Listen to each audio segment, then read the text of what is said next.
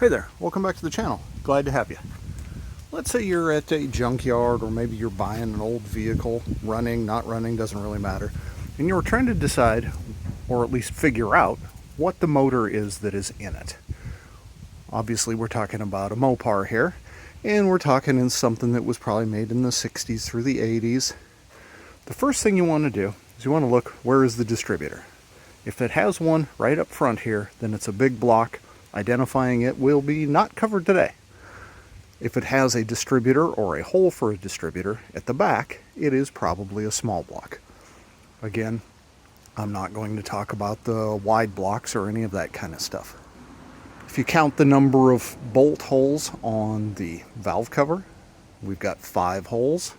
This tells me this is an LA motor. So now I've got really 4 options of what it could be. It could be a 273, could be a 340, could be a 318, could be a 360. If it's a 273, it will probably be red. Otherwise, they're very, very similar in identification to a 318. Not going to really focus on the 273. If it's a 340, well, I'm not going to focus on the 340 either. You probably will know, or whoever's selling it will know that it's a 340, and the price will be indicative of that. Really, the question is it a 318 or a 360? And surprisingly, I've bought things before where the person selling it doesn't even know. They're like, I don't know, I think it's a 318, I think it's a 360, whatever. How do you just walk up to one and go, I know that that's a 318 or that's a 360? So the definitive way to know is to look at the casting number right up under here. It'll say 318, 360, 273, 340. Nicely, these small blocks, there isn't any decoding to be done. It just tells you outright what the size is. This thing doesn't have a hood, doesn't have fenders, doesn't have inner fender wells. Even now, it is still kind of hard to get up under there and see. In most cases, it's really, really hard to get in there to see what's going on. So is there some other way to identify it? The very first thing I do is I look at these exhaust manifolds. They can be swapped, so they don't mean that it is absolutely that, but it's likely, right?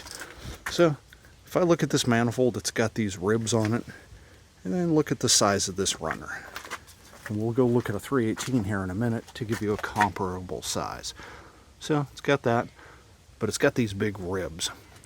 Let's go look at a 318. So here's the 318. Notice this is a little bit smaller. It's not real obvious, but it's very obvious. It doesn't have those big cooling ribs on these center 2 ports. So that immediately says this is probably a 318. The other one is probably a 360. The next thing I look at is the harmonic balancer. Come over on the driver's side and you get a good view of it here. The harmonic balancer is right there. I'm going to measure it. If you've got a measuring tape, this is a real easy way to tell. You can see this one is, if I can get that tape measure to cooperate, it's about 1.25 inches thick. So then, come around and look at the face of it. It's pretty flat right through here. But over here, it's got this big groove cut into it. And the reason for that is a 360 is externally balanced. So it's a thick, grooved harmonic balancer. Let's go look at the 318. So, harmonic balancer is right there. Let me see if I can get a tape measure in there so we can look at its width. But it is narrower, just visually looking at it.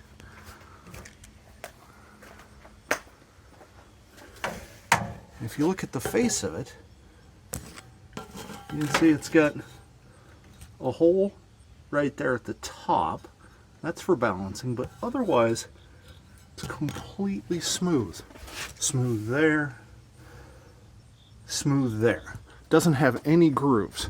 So it's narrower this direction, and it will have, a flat face.